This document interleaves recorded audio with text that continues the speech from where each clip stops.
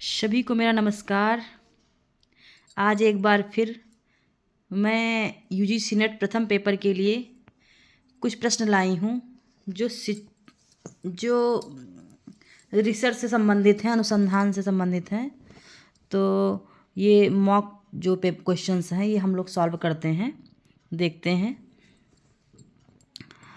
अनुसंधान से क्या तात्पर्य है? पहला प्रश्न है कि अनुसंधान से क्या तात्पर्य है। तो इसका उत्तर जो है पहला है कि यह एक उद्देश्यपूर्ण व्यवस्थित गतिविधि है। अनुसंधान जो है एक उद्देश्यपूर्ण व्यवस्थित गतिविधि है। अगला प्रश्न है अनुसंधान सदैव किस संदर्भ में किया जाता है?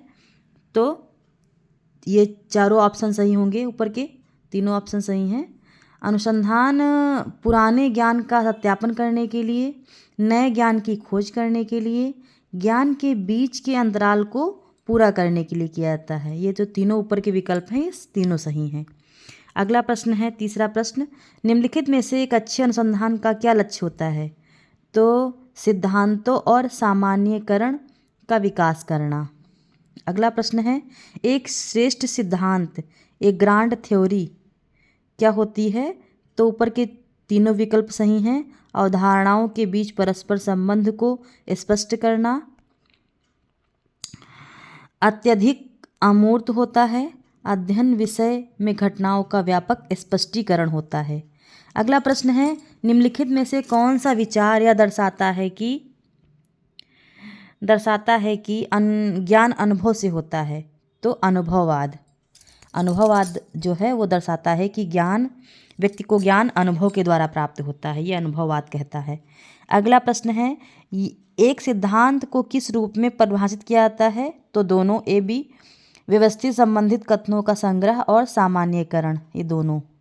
अगला सातवां प्रश्न है ज्ञानवाद किसको संबंधित करता है? तो यह अध्ययन के क्षेत्र में ज्ञान का स्वीकार्य स्तर है, ये सही होगा तीसरा विकल्प। अगला प्रश्न है निम्नलिखित में से कौन सा सिद्धांत का कार्य है? तो भविष्यवाणी करना। किसी सिद्धांत का कार्य होता है भविष्यवाणी करना।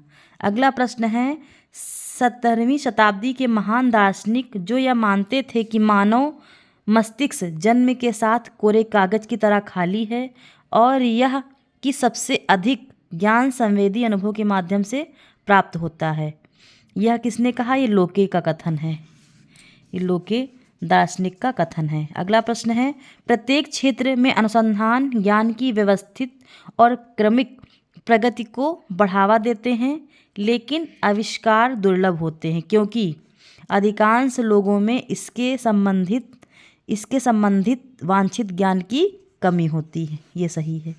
अगला प्रश्न है 11वां प्रश्न है निम्नलिखित में से कौन सी एक शोधकर्ता की गुणवत्ता नहीं है, अर्थात एक रिसर्चर का गुण नहीं है? तो इसमें से ये नीचे के तीनों हैं, ऊपर का नहीं है। कौन सा नहीं है? कि वह दूसरे शोधकर्ता के साथ सामंजस्य स्थापित करता है, ये नहीं है। जबकि ये तीनों हैं, वह सचेत मन वाला होना चाहिए, वह जांच में उत्सुक होना चाहिए, उसको अपने निर्णय को प्रमाणित करना अनिवार्य है, वह दूसरे शोधकर्ता के साथ सामंजस्य स्थापित करता है।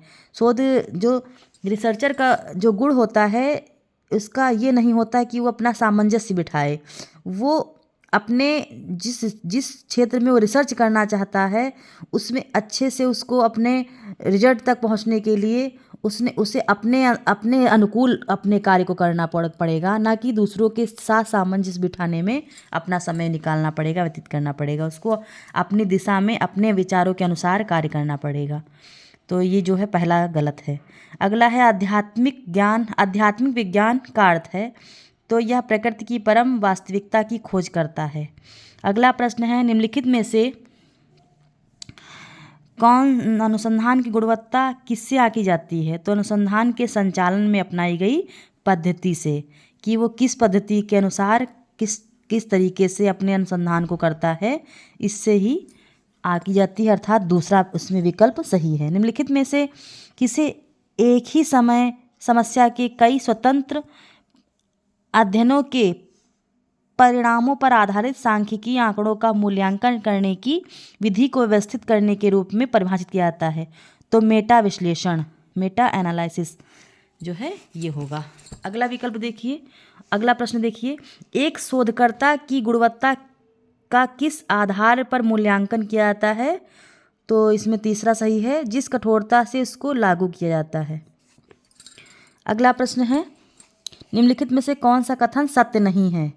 तो इस प्रकार के प्रश्नों को पढ़ते समय हमें थोड़ा सावधानी रखनी पड़ेगी कि उसमें नहीं लिखा है या नहीं लिखा है, क्योंकि बहुत कभी कभी हम लोग जल्दबाजी में नहीं देख करके और गलत विकल्प टिक कर देते हैं, जिससे परीक्षा में मेरे नंबर इसी भूल की वजह से आता हुआ प्रश्न गलत हो जाता है। तो इसमें एक निम्नलिखित में से कौन सा कथन सत्य नहीं है? तो इसमें अच्छा शोधकर्ता एक अच्छा व्यक्ति ही होता है, ये गलत है। ये मानकर चलना कि वो अच्छा ही व्यक्ति होगा, वही रिसर्च कर सकता है, तो ये गलत है।